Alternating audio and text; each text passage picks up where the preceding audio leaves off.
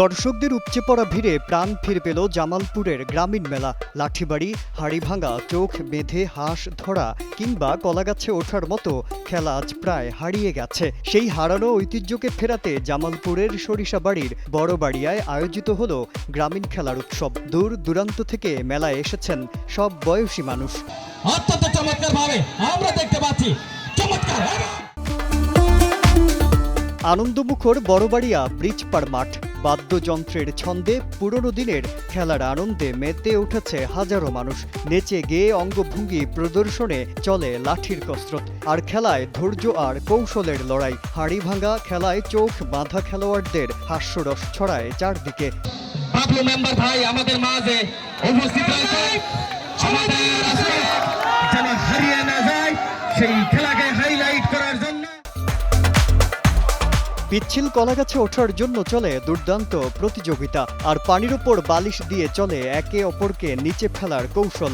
এরপর চোখ বেঁধে হাঁস ধরা, তারপরে শিশুদের নিয়ে মেতে ওঠে মরগ লড়াই। এই খেলা আমাদের গ্রাম বাংলার অনেক আগে চলমান ছিল। আজ গত 20 বছর যাবৎ এই খেলার কোনো আর নাই এই এলাকায়। তবে আজকে এই খেলার আয়োজন দেখে আমাদের অনেক ভালো লাগছে। আমাদের এইখানে অনেক দিন থেকে তো খেলা হয় না। আমরা ছোটকালে হয়তো কিন্তু বড় হওয়ার পরে যে প্রথম দেখলাম, আমরা চাই যে পরবর্তীতে আরো যেন এইভাবে খেলা হয়। টানা সপ্তমবারের মতো বেস্ট টিস্যু পেপার ব্র্যান্ড হিসেবে স্বীকৃতি পেয়েছে বসুন্ধরা টিস্যু। এইসব খেলা একসময় গ্রামীণ সমাজের মূল বিনোদন ছিল। সময়ের সঙ্গে সঙ্গে আধুনিকতার চাপে সেসব হারিয়ে গেছে। তবে নতুন প্রজন্মের সামনে তুলে ধরতে বড়বাড়িয়ায় যুব সমাজ নিয়েছে প্রশংসনীয় উদ্যোগ। শুধু খেলা নয়, এই উৎসব হয়ে উঠেছে মিলন মেলা।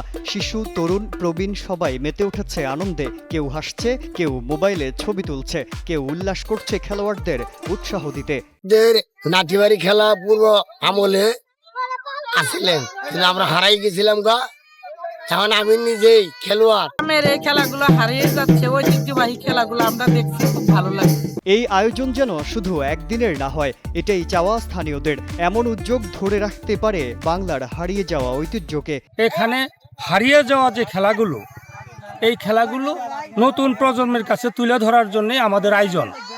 ভবিষ্যতে যেন এই খেলাগুলো আমরা বড় পরিসরে যেন জনগণের কাছে তুলে ধরতে পারি। এই ঐতিহ্যবাহী এই খেলা আমাদের ইতিমধ্যে হারিয়ে যাচ্ছে।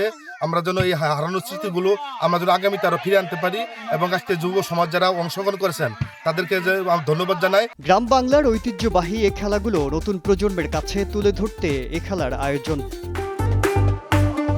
জামালপুর থেকে মমিনুল ইসলাম কিসমতের পাঠানো তথ্যচিত্রে ডেস্ক রিপোর্ট, কালের কণ্ঠ।